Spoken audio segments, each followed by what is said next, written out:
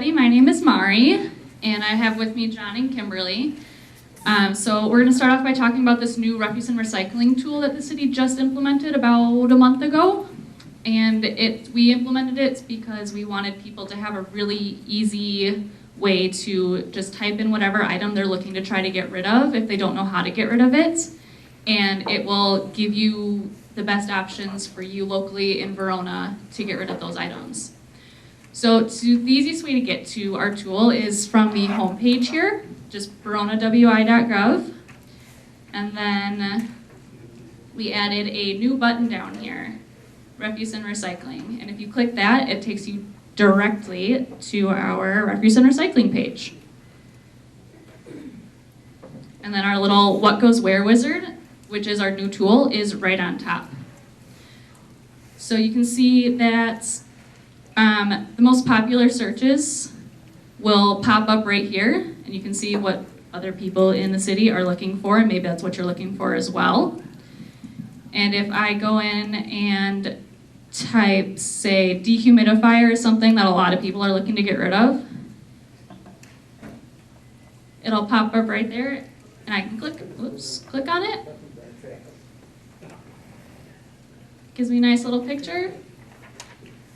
And then it gives me my best option, which is for city residents to bring it down to the Public Works drop-off site to get rid of it. And then any special sort of special instructions are gonna pop up right up underneath the thing, so you know exactly how to take care of it. If there's something special you have to do before you need to drop it off, it'll say right there. If there are more options to get rid of something, they'll pop up underneath the best option. We tried to sort of order them so it was the best option for you, the easiest for you to get rid of, and then other options if you're looking to do something else with it. Will it tell the cost right away in that part, or where do we see if there's a cost? Sure. So if you click on the actual site, it'll give you the website to go to our drop-off page in this example, and then our drop-off page has got all of the information. So you might have to do a little bit of clicking through. So here's all the prices for the things that we have fees for at our drop-off site. But we did our best to make it as easy as possible for you to get the information instead of having to do all your own searching and hunting, or even having to just call down if you don't have the time for that.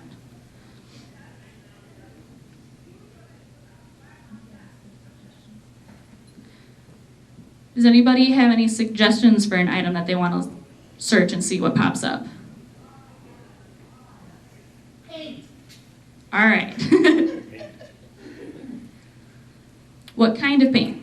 Latex, oil paint? Latex. All right.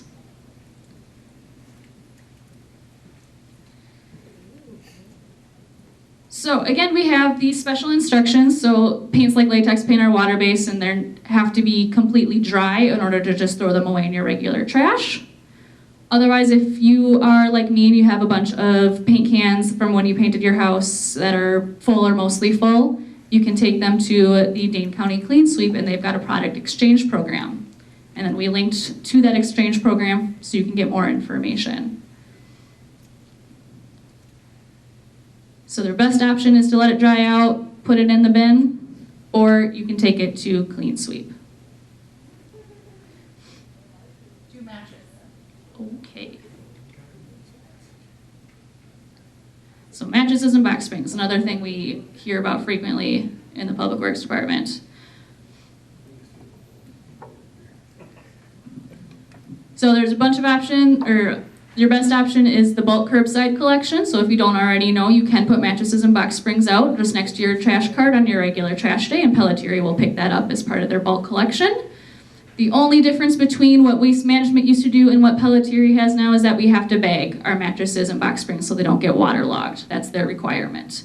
So we have that right up here in the special instructions top box here. So it's the first thing you see. And then we have all of our bulk curbside collection instructions. Where do you find the bagging for a mattress? So right up in our special instructions here, we have that most hardware stores or moving stores, even a place like Target potentially, would have mattress bags. They do have them in stock at the local hardware store here Oh, in okay. Verona. Yep, Dorn has them. We did double check that. So a nice feature is that you guys provide the special instructions underneath the item. I like that. Yep. We wanted those to be front and center so nobody missed the important part and didn't get their item picked up or dropped off correctly. That's wonderful. So another thing here, so what we are able to do on our end when we enter items is that we can enter items as a synonym to another item. So for example, if I try to type in computer, computer itself isn't one of my choices, but a computer is an electronic piece. So electronics is our big overarching category for a lot of the specific electronic items that people are trying to drop off. And so you can click on electronics and it will tell you where you can go to drop all of your electronics off. And we mostly did that in an effort to, if we ever need to go in and edit our items, if a drop-off area closes or something like that, then we only have to go into electronics and edit that instead of going into every single different electronic item and making sure we didn't miss any. So if you type in TV, if you type in computer, if you type in printer, it's all gonna tell you to come to electronics as our category. Like old phones, are they considered, like old cell phones, are they considered electronics? Yes, they are. And is there a fee like for a phone to be dropped off? Yep, cell phones I believe are $2 a piece. Okay, so Drop there's a off. fee for that too, okay. Mm-hmm. But we need to keep in mind that not just because you plug something into a wall doesn't mean it's electronic. So there's only certain electronics that are recyclable. The main ones being a printer, TVs, CPUs, you know, the main big options that are in your house, like a vacuum cleaner. Even though you might think, oh, I plug it in, it must be electronic, it's really not recyclable. Now, if it's like an old metal one, sure, the metal part of that vacuum cleaner can be recycled, but the plastic ones you see nowadays, there's nothing in there that at least our company that recycles our things would want, you know. So we get that a lot. We get, you know, a toaster or certain things that just, you know, that you plug in, so we assume, oh, they must be something that can be taken apart and refurbished, but really they're not. So we gotta kind of keep that in mind when we're in this whole big picture. Like I said, when part of our DNR requirements is as a company that actually brings in these kind of things is that we make sure that only these few things are on the e-way side is you know, to be recycled.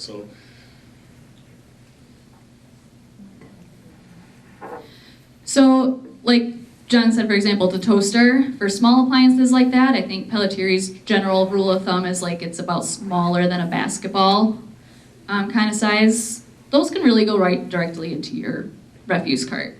They're small enough, there's really not enough metal or anything electronic in there that's really worth trying to go through the whole recycling process. So they say, just throw those small ones, you can throw those small ones right in your refuse cart. And that's kind of the beauty of this new little tool that we have, is you can look up and go in and find almost anything. If there's something that you don't see in there, or you think it's not under the big, you know, those overarching categories like electronics or small appliances, you can go in and suggest items too, and then they pop up on our end, and we can either add them as a synonym to another category, or we can create a whole new material out of it. So if I put in, I know for a fact this isn't in here, stickers. Common sense maybe says, well, obviously stickers go in your garbage, but maybe somebody doesn't know that. So I could suggest stickers as a new item, and then we would see that on our end when we go and log in, and we could add stickers in to the database, and then you would be able to figure out where stickers go. What about something like styrofoam? Yep, so styrofoam is definitely in here because that's one we get a question about all the time. Styrofoam is incredibly difficult to recycle. There's not very many places, if any, around here that do it. So it goes in your garbage. Okay, the thing is that there is a place that you can recycle styrofoam. It's on the east side. Some factory recycles it, but you have to take it there and put it in your dumpster. Okay, see, then that's stuff that we can always update our database with too. Oh, okay. Stuff that we don't necessarily know about or we didn't find in our original going through and researching where things can go. So you will accept ideas that aren't part of the municipal waste? Okay. Yep. If we don't have a way to do it in Verona, like if we can't accept it at our public works, or if that's something that Pelletieri doesn't pick up curbside, we will definitely say you could take that to like Menards or any home hardware store or this place on the east side if you have styrofoam and they take it. Yep, so like light bulbs would be one of those. Which light bulb would you like? What about construction material? Yep, so construction material, that one sort of depends on what you've got. So if you're only doing your own small little remodel, a lot of your stuff can go on the curbside and Pelletieri picks it up as part of bulk. So if you have some like wood pieces or some drywall pieces, you can put that out. If you have a large amount, you have a couple of options. So like right here in our special instructions right at the top here, if you're gonna put it out, if you have that small amount you wanna put out, Pelletieri does require it to be cut down, but you can put it out. If you have a large amount, you can get a dumpster from Pelletieri or any other dumpster providing company. And then it has what you can do for your bulk curbside collection in addition to these special instructions. Oops, backwards. But ultimately, it just needs to be in 3-foot or smaller chunks, and it needs to fit in the category that it's saying. So for the most part, small, little, tiny projects, absolutely, you can put it out on the curb. But for the most part, you know, if it's a full bathroom or something, it's gonna end up, you're gonna have to hire a junk company to come and grab it, or rent a dumpster, or on, you know, as part of your service, not a city service. We get so many containers with food, like clear plastic or yogurt containers. Could you address that? Sure, let's see what we've got here.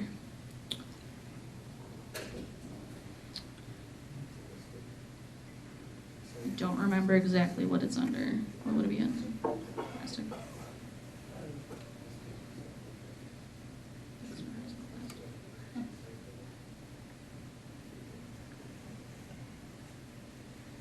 So if you're searching for something, so I just typed in plastic, and then it gives me all these different search results for all the different kinds of plastic it thinks I might be looking for. So if I've got like plastic egg carton, and this would be, you know, a lot of those similar items where like the food containers come in the plastic thing, those would be all recyclable. So it doesn't matter what number they have in that triangle, 1 through 7, it doesn't matter? Go ahead. Correct. The sorting facility will sort it based on obviously the 1 and 2 being the big recycling plastic items, and then like 3 through 7, they kind of sort it through it. The key ultimately though is it has to be free of food waste. If there's any food on that container, it's gonna get sent right to the landfill. So they're not gonna clean it at the sorting facility. If there's any debris on that that's deemed more than what's acceptable to them, it goes in another bin and away it goes to the landfill. So as a consumer, the important part of that process is that it's clean, like that we have to make sure that whatever we put in the recycle bin is clean. If it's not, that's where the problem arises on the recycling end of things. Yep, so same goes with pizza boxes. We have an entry for a pizza box if it's greasy, then it needs to go in your refuse.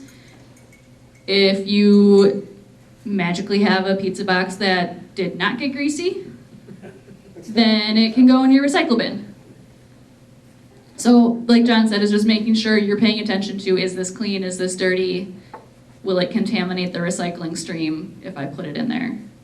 Just trying to get rid of what we call wish cycling, which is you hope something was recyclable, but then it ends up not being recyclable and it contaminates a whole bunch of other recyclables because they can't then recycle that load or however that goes. I think the misconception was always when in doubt, put it in the recycle bin and hopefully I'm doing the right thing. When ultimately, like Mari says, is it affects everything else in that line. So if there's a open container that's full of cottage cheese and it spills on a bunch of other potentially recyclable things in the line where all this stuff goes to, it affects all that stuff. So it's just important on our end to do the best we can to keep things as clean as possible before it goes into that bin.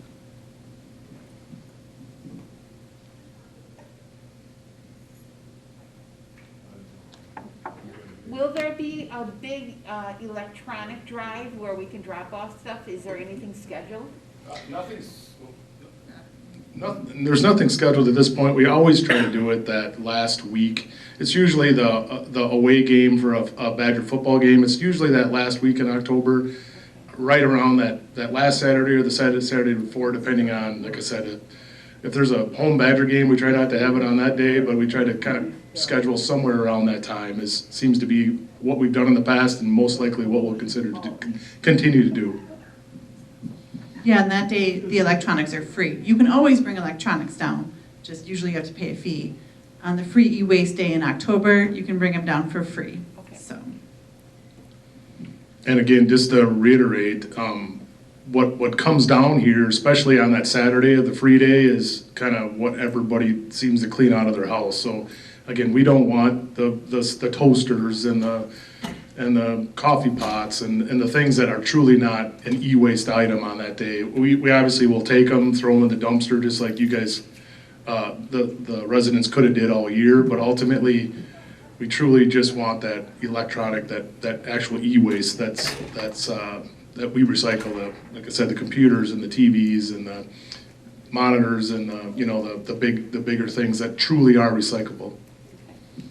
Does anybody have any questions about that, or I'll move on to the second item that you can do online? So I'm Kimberly, I'm the utility clerk for the city of Verona, so if you ever have any questions about your water bill, you'll probably be talking to me. So I just wanted to show you another option you have here in the city of Verona online. You can pay your bills online. You can also sign up for paperless billing, where you just get notification via an email. And you can also set up auto payments, which if you use a bank account, it's totally free. So you can just log in, enter your bank account information, and you wouldn't have to write a check when you get your quarterly utility bill. You could just set that all up. You'd get the email notification that you had a bill. You could look at it online. You could just click on it and see what it is, and then forget about it because you've set up your automatic payments. So you would just follow the links on the City of Verona website for online payments. You could see, here is the home page. There is a blue button that says Pay Online. And when you click on that, you get these options, and the utility payment is the third one down. And so all you need is your utility account number to do this. And if you want to just look at your bill, like if you've misplaced it, you can click on this Pay Now. Even if you don't want to pay online, you can just use this link. And I'm just going to bring up a City of Verona account here so that you can see what this looks like.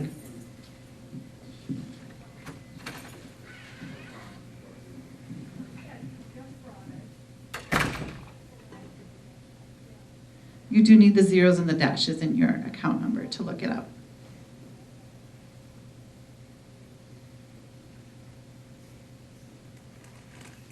So these are all the past invoices for the Public Works building down there on Investment Court. And so I'm just going to go to the latest one and click on View Invoice over here.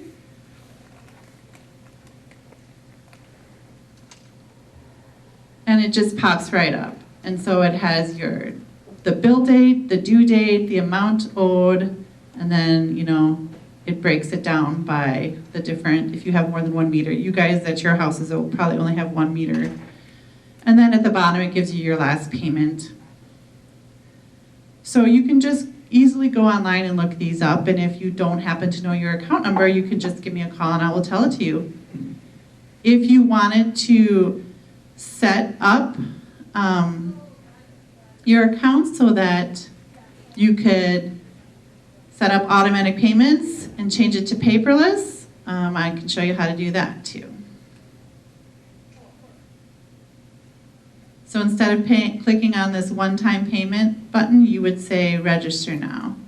Or I've already registered this account, so I'm going to sign it in.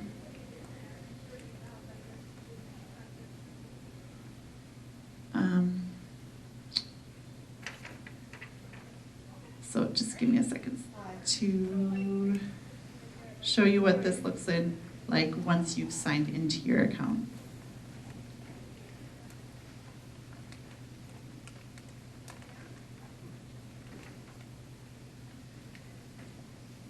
The big problem people have is if they've already got automatic payments set up, like they set it up 10 years ago and forgot about it.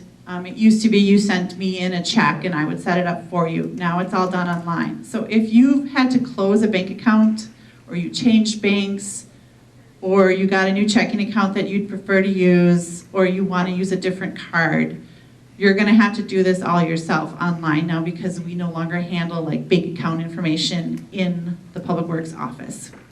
We've handed that all, it's all, private data that needs to be stored in a certain way, so we've kind of offloaded that to a company that specializes in financial data. So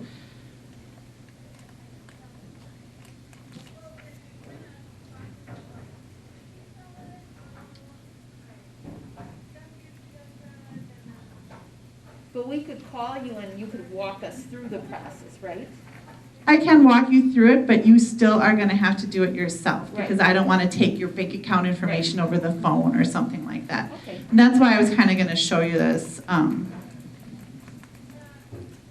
So this is what you see when you log in, and when you set up your account, you'll enter an email and your utility account number, and then they'll send you an email back, and you will have to click through that email that they send back, the verification email. But then you can look in here and you can see all the different stuff.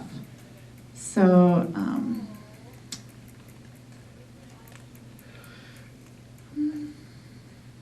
I don't really want to show you anybody's personal information, but if you go up at the top, across here, after you've created your account, one of the drop-down buttons will say payment method, and you just click on that and add whatever bank account you want, and then you go back to the section that says automatic payments, and that'll be listed there. Any payment methods that you've added will be listed there, and then you just click on the one that you entered, and you'll be all set. And then going forward, when you get your bills in the mail, it'll say automatic payment in the amount due box, and that's just a reminder to you that you've already signed yourself up to make automatic payments. This is really handy for people who are traveling out of town or whatever, and if you use your checking account, like I said, it is completely free for you to do it this way. So I really encourage people to just take a moment to go sign up for automatic payments. You still get to see your bill. You still get to know the amount. You don't need to sign up for paperless billing to do this, so you can still get the paper bill in the mail, but already know that it's going to be paid for. And so you don't have to remember to write a check or write a check anymore. The other, does anybody have any questions about that? Okay. The other online service that I wanted to show you that is pretty cool that we offer people is a program called Eye on Water. And that's the third item on your sheet. And this is really handy if you spend several months, like if you're a snowbird or if you're going on vacation. What it is you can go on here and see your water usage to the hour. You can look out and see how much water you use any particular hour of any particular day of any particular month, as far back as you've had a smart meter in your house, which for most people in Verona now is at least a couple of years. So I'm just gonna log into this account and show you what that looks like. The cool thing about it is you can set it up to tell you if you have a leak. It's smart enough to know if there's a leak in your house. It can tell that if there isn't at least an hour, like in the middle of the night, for example, when there's no water going through your meter, because most people don't use their water 24 hours a day. So it's not based on consumption. It's based on there needs to be time, at least 1 hour during the day when no water is going through your meter. Otherwise, it can tell that there is likely a leak at your house, and it will alert you. It will send an alert to your phone number if you enter that. It will send you an email if you would prefer. This is really useful for people who are on vacations. And just general water usage. If you think your bill is kind of high, like there's no reason why you would be using that much water, I encourage you to go onto this EyeOnWater website and just look at when you're using water and see if it makes sense. Like when you get up in the morning, most people, use the bathroom, maybe brush your teeth. There's going to be a spike in the water usage in the morning for a little bit. Most people shouldn't be using any water at 3 a.m., unless you get up in the middle of the night. I know, I can see you pointing to yourself. But it's very, very handy. And a lot of people have very slow leaks and don't even realize it, like their toilet is running or something like that. And they call me up all angry because there's no way they could have used that much water. And I can show them this tool and I can show them like exactly when they used the water. And most recently we had a gentleman who I just spoke with him last week. He was in California. And I do, in Public Works, monitor the EyeOnWater for large leaks, because a lot of times people don't realize they're having a large leak, and if it's over, say, 10 gallons an hour, we usually send out our Public Works guys to tag their door to let them know that they're using a lot of water. And we had a gentleman who was using over 100 gallons an hour, and we had tagged him and hadn't heard back, and I checked the next week and it was still that high of a leak, so we started knocking on his neighbors' doors, trying to get a contact information for him. It turns out he was in California and he's still there, and he did not know why his water was leaking, and he actually had us turn the water off at the curb, which is very unusual because he wasn't there to check it out. And his bill last quarter, even though it only took us a couple weeks to figure this out for him, was over $600 for the quarter. And if we didn't have this program that monitored the water usage, and if we didn't have these alerts to us, it would have been so much worse for him. He probably would come down to a swimming pool in his basement or something. We still don't know what was leaking because he hasn't been back in town to check on it. So we have this availability, but not a lot of people take advantage of it. So I'm really hoping that some of you will go home and log on to this. And it is kind of interesting to just look and see how and when you're using water.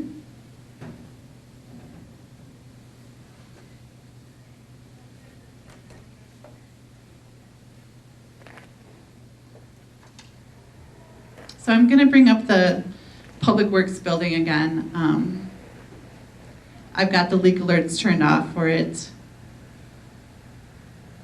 So it kind of pulls up all these graphs and it gives you all this information. And so, but here's the usage graph down here. And I can show you the months of usage. We used increasing amounts of water in February and March. Not a lot in January, though. Do you know why that would be, John? Was for some sewer, we started sewer in February, so. Oh, okay, so we started using it to a bunch of our water. So, and then if you click to hour, there's a couple hour lag in some of this. So here's Saturday, no water was used at the building because it's a Saturday, nobody's there. But then if you go back to Friday, we used 200 gallons around 9 a.m. 900 gallons 1 p.m., 500 gallons 2 p.m. So you can really get into the nuts and bolts detail of your own water usage. And usually when you have a leak, I come on here and I will see just the blue bar all the way across at a set level. And I can say, oh, that's a leak because nobody uses exactly 30 gallons an hour every hour of the day, sort of thing. And then you can set the leak alert for yourself. Right here, there's a button that says Set Leak Alert. And then you can tell it, like, do you want it to be, you can set up which kind of leak alert. You can set it up to be an amount, like alert me if I use over a certain amount, or you could set it up to be like, so this one's intermittent flow. And then it says send an alert when the hourly flow exceeds so much gallons an hour. So you get to pick for 24 hours. The reason this is kind of helpful is some people have humidifiers going in the winter that are constantly going. There may be other reasons. Businesses especially sometimes have systems like Econoprint has, they need to maintain a certain humidity level in their printing press operations, so they have water going constantly. So the normal leak alert wouldn't work for them because they do use water 24 hours a day. So they could come in here and say, only alert me if it's above a certain amount, because that would be a better indication for them if they had a leak. But this has saved so many residents, I mean thousands of dollars, this program and the fact that we do have smart meters here in Verona. Otherwise, like I live in Middleton, we don't have smart meters. If I had a leak like that, I wouldn't know until I got my next bill, which is quarterly, and sometimes those can be unbelievably high from a leak. Even from a toilet leaking, a lot of people say, well, I can't believe a toilet leaks that much. Toilets can leak 20 gallons an hour. It's crazy. Sometimes you don't hear it. Sometimes you can't see it. So having a program like this is actually very useful. And so, does anybody have any questions about it? How do you test if you have a leaking toilet? So leaking toilets, it's a really easy test. You put some darker food coloring in the tank. And if you see any of that color leak into that bowl at all, then your toilet is running. And a lot of times you really can't hear it. So you should, I recommend everybody doing that. It's really easy to do that, and then it can really help you know if there's a situation like that. And if you do want to replace your toilet, starting this year, January 1 this year, you can get a $100 toilet rebate if you replace your toilet, your old toilet, with a new one that has high efficiency, which almost all of them are at like Menards and Home Depot nowadays. All the details are on the City of Verona website as well. You just need to type in toilet rebate. So we've done, I want to say, over a dozen toilet rebates already. And we can do up to, we've got a $10,000 budget for them. So that's a lot of toilets that can be replaced. So yeah, if your toilets are original to your house, and it was built in the 70s, probably worth it for you to replace it, because you get the rebate for the toilet itself. Then you'd also start saving a lot of money on your toilet bills. Yeah? Is there any different billing if you have a swimming pool you need to fill, or something that isn't going to use the sewage system? Sure. So if you have like an outside irrigation system or a swimming pool, you can get billed for just water usage, but it has to be a whole separate meter at your house. So you need to have 2 meters at your house, and the stuff that doesn't use the sewer would have to be plumbed to the 1 meter. It does, if people do a lot of watering, I actually suggest that. You know, the original cost to set up that 2nd meter, you know, maybe put some people off, but sewage charges are actually much higher than water charges. So if you're gonna do watering every year, you don't wanna pay for sewage on all that water too. So it's something to think about. If you're just gonna, you know, if you just newly seeded lawn and you're just gonna water it for 1 season, it's probably not worth it. But, you know, it's part of the calculations you have to do yourself, so.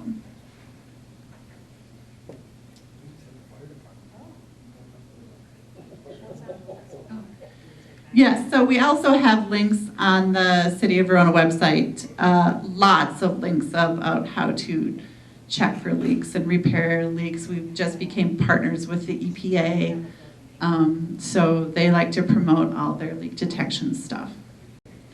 Yeah, because almost always, you know, the major leaks are your toilet is always #1 spot to check. #2 is your water softener. A lot of times it'll get stuck in a regen and it'll just keep pulling water in. Sometimes at a pretty high rate, sometimes not, but those are always the 2 big ones. And then, you know, and then especially for us in Wisconsin, a lot of times it's the hose bib, you know, your outside hose connection.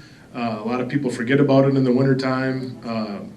The water will freeze and break, and a lot of times we go to somebody's house and that water is running just out of the hose in the backyard, and they didn't hear it or didn't notice it. The 3 most common leaks that we have, and then on a residential side are those. Important thing to remember is we can see that you're using water. We don't know how you're using it. We have no way of telling what fixture it's coming out of. It's a toilet or if it's a faucet. We can only see that you're using the water, and a lot of people get anxious because they worry that it's leaking like from the street, somewhere in between the street and their house. Well, not if there's a leak there, it would not register on your meter. So it needs to go through the meter in order for us to see that you're using it. So if there is a leak before the meter, we wouldn't know, and it wouldn't be showing up as a leak, and you wouldn't be paying for it either. So you only pay for the water that goes through your meters. So it's fun. And I also would like to assure people that if you have an old meter, it's not going to read more than what you used. Old meters start to slow down. So Like us all, right? We all start slowing down a little bit. So a lot of people are concerned that, you know, if I tell them that the system shows they have a leak, they are concerned that the readings aren't being read right or their meter is malfunctioning because they just can't find a leak. And I have to assure them, no, I've never had a malfunctioning meter reading too much. You know, they start to slow down or don't read at all. If it's registering a leak, you have a leak somewhere and you really need to investigate that. So, any other questions?